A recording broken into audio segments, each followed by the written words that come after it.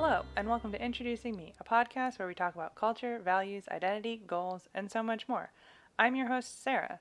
Normally, I would have a guest on my podcast so that you would hear their story and you'd get to learn about a lot of different people who have walked multiple different lives.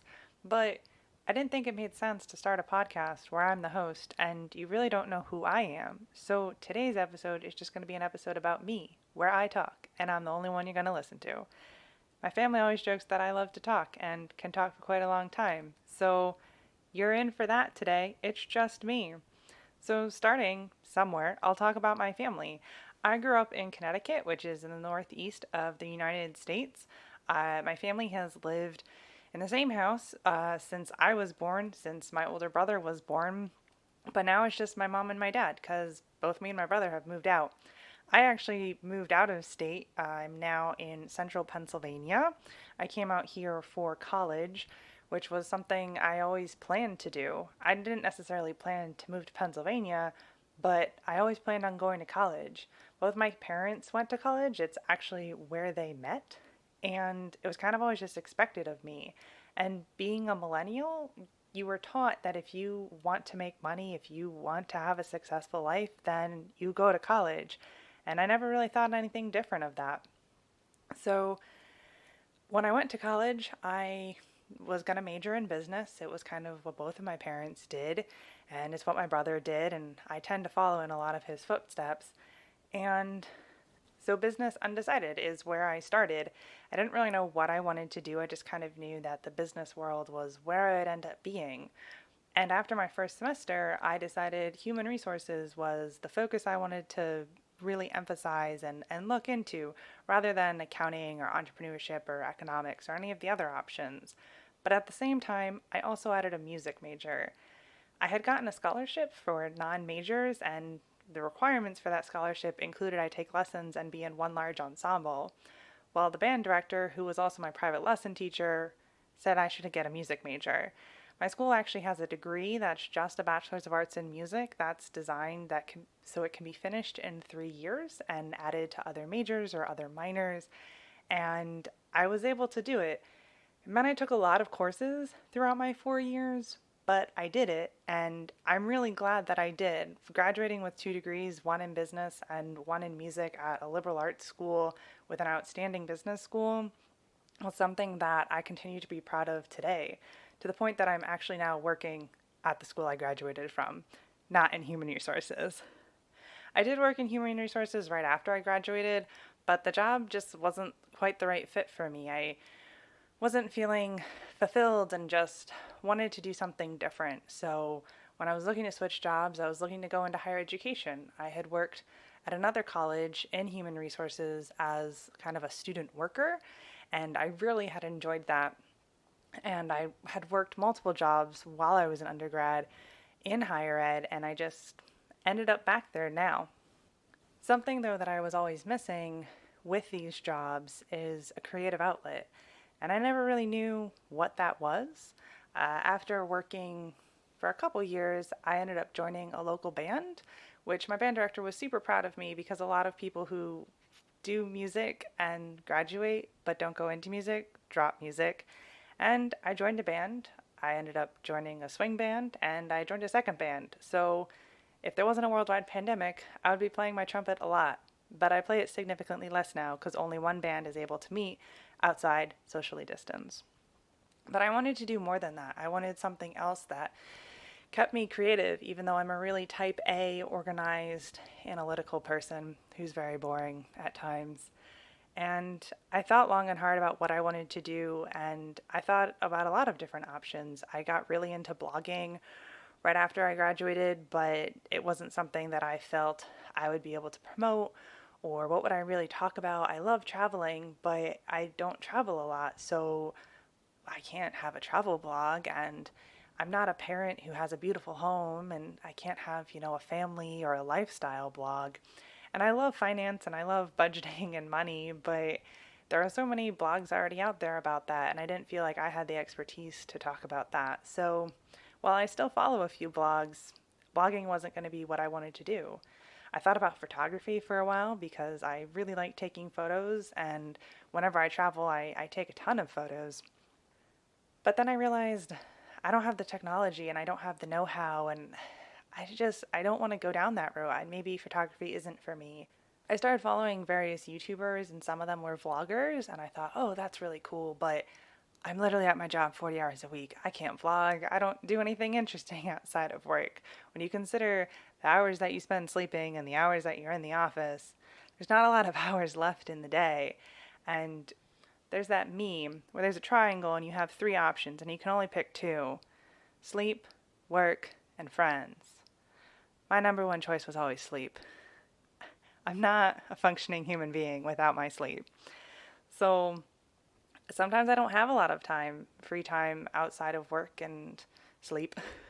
But I didn't really know what I wanted to do, and it kind of just sat as a back burner of having a creative outlet so that I could do something new. And when in March I was sent home and told, you can't return to the office, you're working from home indefinitely now, I had to change my life. I no longer had things that I was doing after work, and I was home all the time. My boyfriend ended up stopped going into work, so he was home all the time, and while I was working, he wasn't, and it was a different time. And one of the things I started doing while I had all of this, I didn't have a lot of free time, but while I was home and it was quiet, I started listening to podcasts. There was a podcast that had started the previous winter that I was really interested in and just hadn't found the time to listen to. And so I started listening to that podcast and a couple other podcasts, and I always thought, oh, that's really cool. But never did I thought, oh, I should start a podcast. That would be cool. That would be something that I could do. But now here I am starting a podcast, and I'm really excited, and it's also extremely nerve-wracking and something that I never would have thought that I could do. I am mostly an introvert, also kind of extroverted in that really middle line ground of either or. So when I was thinking about a podcast, there's kind of three kind of podcasts. One where you just talk, like today. One where you talk to the same person every episode, or one where you talk to different people every single episode. And I knew I wasn't going to talk by myself every single time. There's only so much you can do, and that would be really self-promotional, and that is not my strong suit. So then I was like, well, what if I wanted to talk to someone, the same person? And so I talked with my boyfriend, like, well, what if we did a podcast? But then came back to the same issue I was running into. What would we talk about?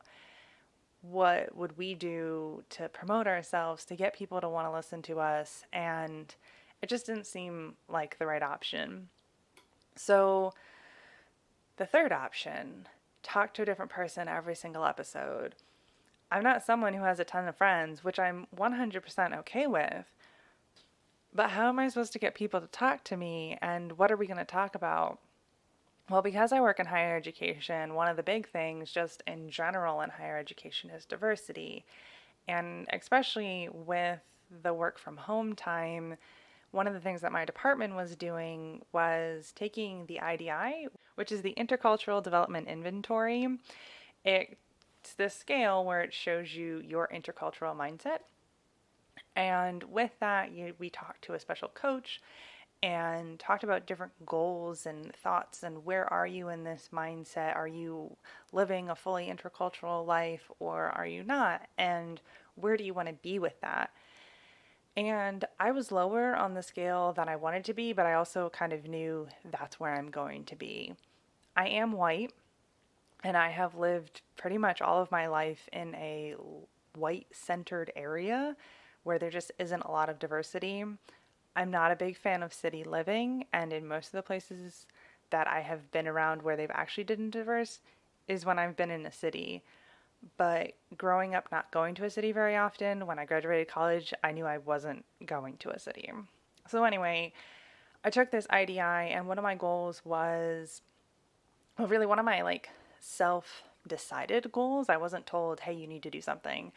But I was like, I want to hear different stories. I want to learn about different people, and I want to just see what other people experience, people that aren't like me and people that are like me that just have stories that I don't know about.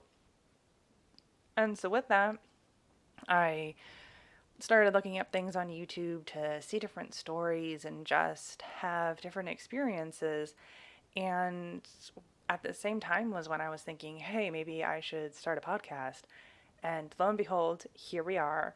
I've decided to start a podcast where each episode I talk to someone different about their culture, values, identity, whatever it may be.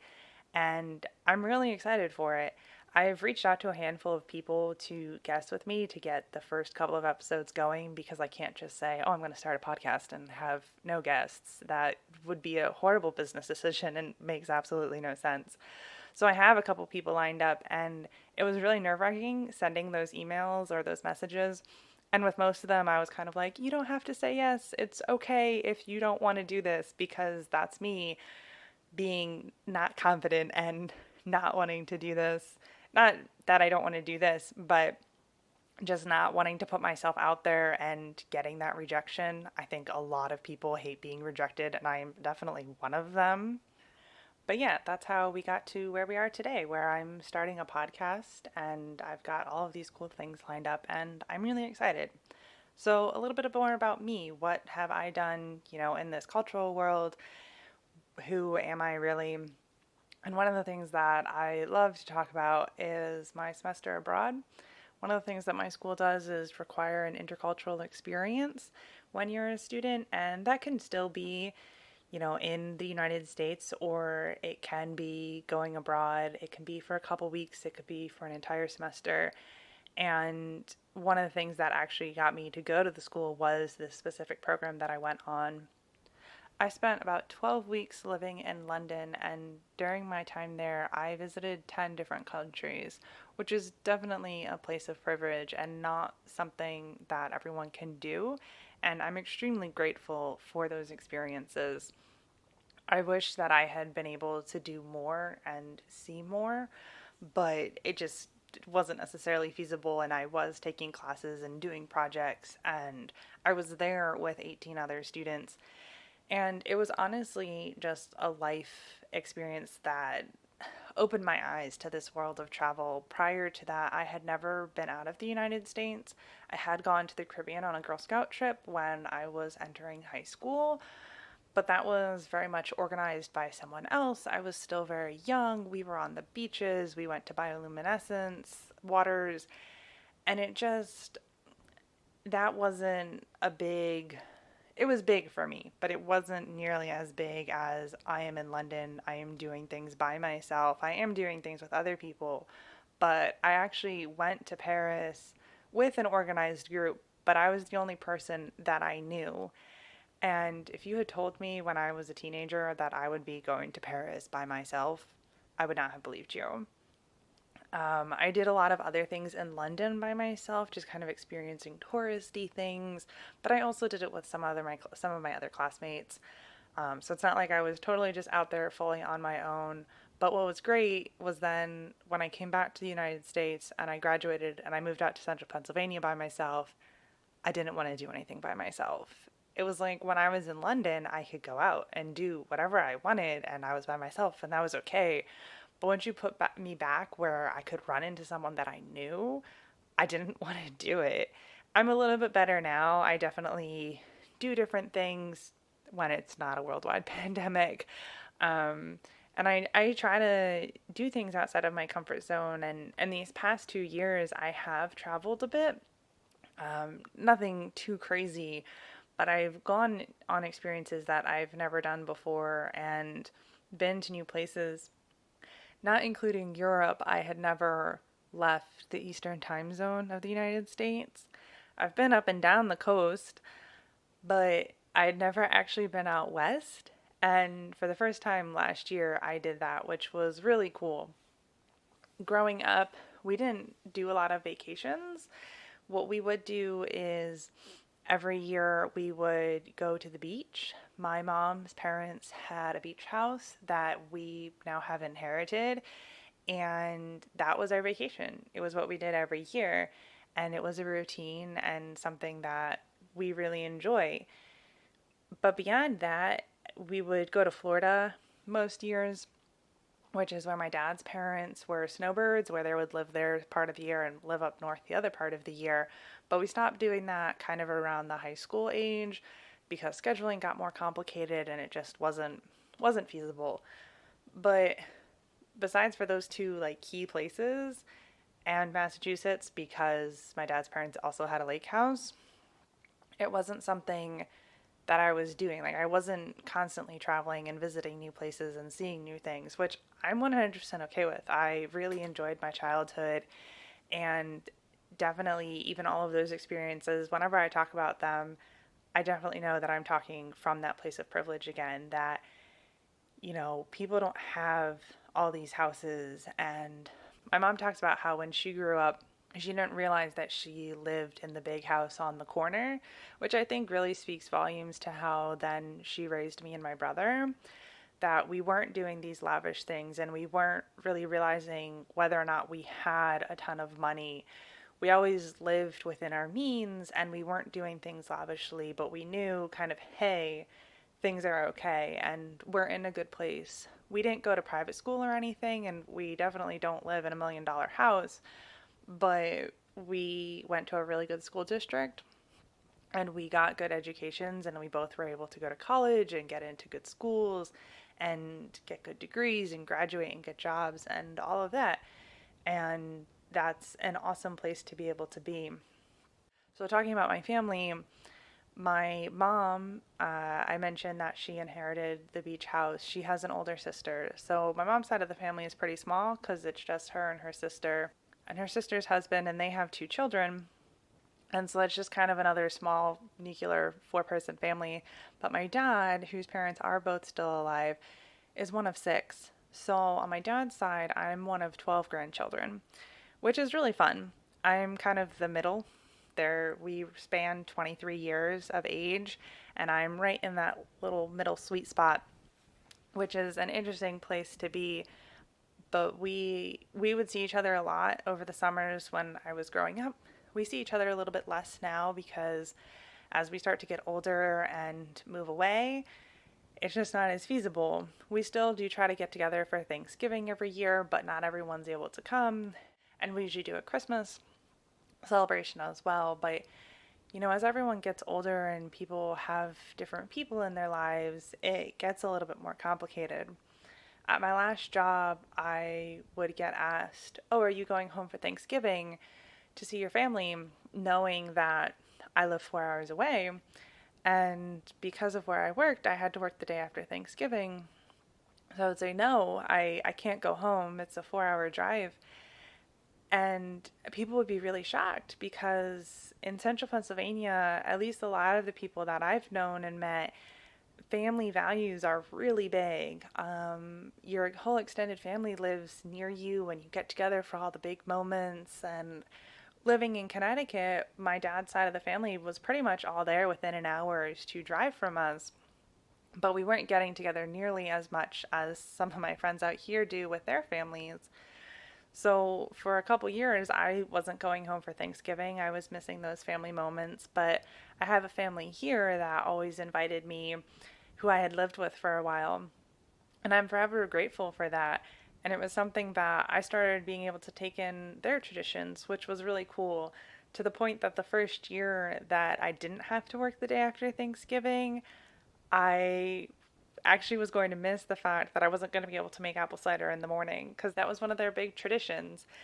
And I just, having done that for so many years, having a change to go back to my normal was really different for me. The other question they would ask at work is, "Oh, are you and your boyfriend spending the holidays together?" I'd be like, "Nope." Which people were really shocked at. And it's like, "But you've been dating for so long." And I'm like, "But he goes home to his family and I go home to my family, and that's okay. And that's where we are right now." We've been together for about 5 years and we've been living together in central Pennsylvania for the past 2. But that doesn't mean that our lives are completely one and that we do everything together. Yes, we live together, but we each have our different ways that we go. And when you don't have weeks of vacation time and all this time off, there's only so much that you can do for the holidays. So, speaking about my boyfriend, a little bit about my relationship background going from now to previous. So, as I said, we've been together for about 5 years. We did meet in college, but we did not start dating until after I had graduated. When I graduated, I was dating someone else and we ended up breaking up. And going through all of that summer after graduation was really difficult for me. But I had become friends with my boyfriend, and he was just kind of someone that I could talk to and that I kept in touch with after graduation. And he went back to school because he was 1 year behind me. We were just friends. I had no intentions of kind of getting back into any relationships. I had been in relationships for so long, but I went back for homecoming before I had a job, so I still had no idea really what I was doing with my life. And I kind of ended up falling head over heels for him. And here we are, almost just about 5 years later, and we're still together. So, our first year that we were dating, I ended up actually getting a job offer that week that he asked me out and moving out here a couple weeks later. And so we were close to each other, like literally 30 minutes driving. And we saw each other a good bit while he was in his last year at college. And then he graduated and he went back home. And then he moved to Indianapolis for 2 years, going to grad school, which is, I think it was about an 11-hour drive. I went out there twice in the entire 2 years. And we didn't see each other a lot, and long distance is definitely something that is difficult. I had tried doing long distance with my high school boyfriend, and in the beginning, it really just didn't work out. But Coleman and I, that's my boyfriend, we stuck it out. And then after he graduated, he didn't really know what he was going to do. And he ended up looking to come up here and he applied for a job, and miraculously he got the first job he applied for, which does not happen very often. And he ended up moving into my apartment a couple weeks later, and I actually went on vacation the first week he worked full time as an adult, which was probably really good for him to get that transition time in. And very shortly, that two-bedroom apartment became much too small. And at that point, I had been wanting to move out of my apartment and buy a house. I had switched jobs and was kind of on the up and up of looking to the future. But I hadn't really looked at much of anything. But once he was living with me, I kind of knew, okay, I need something different. And I didn't want to share walls with anyone anymore. We had some difficult neighbors for a little while. And so I started looking at houses, and I toured a lot of houses with a realtor, and I ended up getting the one that I got because of a family friend. You know the right people, and it was a for sale by owner, which was very different than what I had expected. But the house that we're now in is just really great. And this past year, I've made some improvements to it. And by that, I mean hired people who can do a job better than me. And that is something I'm 100% okay with. And it's honestly been great this past year having our own space. It's a 3 bedroom, still only has one bathroom. The living room is so much bigger. The master bedroom, if you call it a master bedroom, is a little bit smaller. But just having my own space and him being able to have his own space is really nice. And I love that I was able to buy a house and have this space as my own. But when you're growing up and you think about the future, I never really thought, hey, I'm going to buy a house before I'm married. I'm going to live with someone who I'm dating, who I'm not married to. That was definitely taboo. My parents actually lived in, I believe, the same apartment complex, but they did not live together while they were dating up until they ended up getting married. And here I am, unwed, living with my boyfriend. But honestly, it works for us, and it's definitely okay. Growing up, I always envisioned that I would just be a stay at home mom. I was very fortunate that my mom was able to be a stay at home mom. My dad had a really great business job that allowed her to be able to do that. When they bought the house that I grew up in, they actually bought it only on my dad's salary, even though my mom was still full time. And so that, I wanted to be like my mom. You grow up looking at these people who are like you and stay at home mom. That was my goal But as I said, I wanted to go to college and I knew that business was where I wanted to be, but stay at home mom was still always there in the back of my mind. But shortly, I believe it was after I bought the house here, I sat down with Coleman and I said, I might not want to have children. And when, we kind of had those conversations and we said, hey, that's okay. It might be in our future, it might not. That really made me feel like everything was okay. We did agree that if we do not have children, we at some point will most definitely have a pet, most likely a dog, maybe a cat. But my financial responsibility mindset says we can't do that right now. And especially with me being home a lot, still working from home some days, I wouldn't want to bring in an animal to that situation and then be leaving them for over 40 hours a week. The house is also definitely not set up for an animal. I have house set for people who have dogs and cats, and I definitely enjoy it. And Coleman grew up and has lived with cats and dogs and chickens and various animals, but it wasn't something that I grew up with, so it hasn't been a top priority for me. It's definitely something, though, that I really would like to have at some point when it's the right time. It's funny because I'm one of those people who really likes to plan things out in the future. So I'd love to know, hey, what kind of pet am I going to get and when am I going to get it? But this past year, especially, has definitely thrown me for a loop. And because I'm very type A and Coleman's very type B and the creative and more go with the flow, I've definitely learned and am, or at least I'm learning to try to be a lot more flexible. It's definitely something that I continue to work on, but some things I definitely like keeping as they always were. And that was really difficult when Coleman first moved in with me because I had been living alone and I had set up everything the way I wanted it to be. And I did this way and this that way. And I did things a lot, for the most part, the way that my mom did them. So learning to do things differently has definitely been a challenge, but there are definitely traditions that I have brought to the table and traditions that Coleman has brought to the table that we kind of continue to run by. And it's kind of fun to see how those things change throughout time. I actually bought a Christmas tree for my apartment after having lived there for a couple years. I really wanted to decorate, and it wasn't real. I don't trust my responsibility in having a real tree and actually cleaning up after it.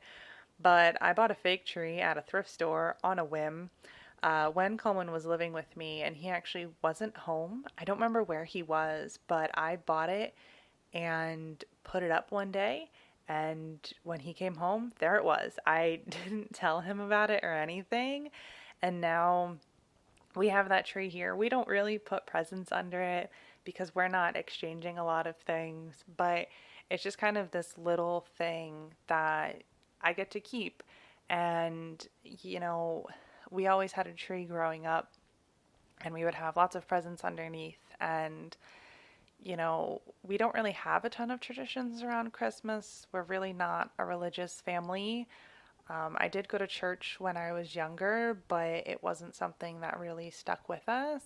I have gone to church with a couple of my friends who are very religious, and one of the things that's really nice about church is that community aspect, but it's just never something that I have sought out and found a need for. But one of the things that my family does that's kind of a Christmas tradition is our Christmas Eve dinner, which the main portion of Christmas Eve dinner is chicken wings, but also shrimp. And it's funny because when we go on vacation every year, we always have that dinner. So we have Christmas Eve in August. And it's little things like that that I don't think of, but that make my family unique. And I think everyone has these little stories that, unless you kind of dig into yourself and say, like, hey, what do we do that makes us special? And what are our little quirks? And what do we value? One of the things that I definitely value is honesty and communication, which in any relationship is something that is extremely important, but I don't think I really learned and valued that more until I was an adult and became more on my own and realized what those things really mean to me. to me, I also definitely value my education. I believe that there's always time to learn new things and there's always ways to be growing, and I appreciate all of those opportunities that I get and I look for them as I continue every day. But I don't ever really think of myself as someone who's an extremely cultured person because of the way that I have always defined culture. And in a lot of the last few months and learning new things and hearing different things on the radio, not the radio. I don't really listen to the radio except for when I drive, and even then, I listen to music, and I only have like two talk show hosts that I actually like listening to. So quarantine has meant that I stopped listening to the radio. But when you see things on social media and you hear the different reports, I've definitely started to try and change my mindset of culture and realize why things are good and why things are bad and what do different things mean. I definitely am someone who has always tried to stay away from politics. I think part of that is truly just I've never been someone who, when in school, liked history. I found it very boring and I felt that you just had to memorize everything and I didn't really see the need why. But I mean, it is clearly very important to learn from the past and have a better future. And so I kind of related that into politics. I've always gone and voted. I've exercised that right, but beyond saying, hey, I need to make sure I know who I should vote for, I haven't really taken an interest, which is on the complete opposite scale of my boyfriend, who has watched conventions and wants to know everything. And so I've definitely learned a lot in the past 2 years on different views and what matters. And I definitely was someone who did not realize why some things were wrong. So when the phrase Black Lives Matter was first said, I definitely was someone who was like, well, why aren't you saying all lives matter? And it took a while for me to see those conversations that in the short, all lives don't matter until Black lives do matter. And just kind of making that connection click of, well, when you look at all these statistics, it's not good. And you can't just look at those things and say, oh, well, I'm not going to do anything about it. And so everything that's been happening, it's hard for me in the area that I'm in, which is very conservative. But I definitely do what I can and continue to educate myself and see those posts and make sure I understand why we're changing the narrative, why we're saying different things, and what can we do to be better. I had another example of this same sort of thing where I didn't realize what was wrong until I actually kind of read the articles and heard from the voices that actually lived those lives. But for the life of me, I can't think of what it is. It's kind of funny. I know that this podcast has been a little bit all over the place, but that's honestly just my personality. I can pick up on one thing and go in a completely different directions in 5 seconds. I call my mom every weekend and sometimes we get off on these tangents and we're like, how did we get here? What was I talking about that made me get here? So it should be really interesting when I'm listening back to this recording and I'm hearing what I'm saying and knowing that, hey, people are going to listen to this and it'll definitely be interesting. So, yeah. Now, here's the point of the podcast where I start to choose to wrap things up. But something that I want to do with all of my guests after they've told me their story is just a really fun, random question because sometimes these conversations might be serious. I know mine was a little bit all over the place and kind of random, but it's just kind of some basic things about me so that you have a little bit more of an idea of who I am. So, because I wanted a question that I didn't come up with and I didn't really know an answer to right off the top of my head, I literally searched online for random questions to ask people and searched through a couple lists until I found a question that I actually liked because why choose the first one that you come up with? So, the question that I have chosen for this random question segment is if you could choose your dreams, what would you prefer to dream about? And I will be totally honest and say that if I could choose my dreams, I would choose not to dream and just go to sleep and then wake up in the morning and just have a night where my mind is not wandering, is not worrying, thinking. If I had to be visioning something, I would want to probably be on a beach and be fully relaxed, but I don't think at any point you ever really are fully relaxed until you're not thinking. So to me, it would just be purely sleep with no dreams instead of dreams that I can control. So that's the end of today. So for more information regarding the podcast, check out the description below wherever you are currently listening to. If you'd like to connect with the podcast, me. The podcast does have a handle on Instagram and on Facebook at Introducing Me Podcast. The podcast will also be available up on YouTube. The plan is to have episodes up the weekend after they go online, and the episodes will include captions and an entire document with the full text from the recording, which will be generated after the recording is made.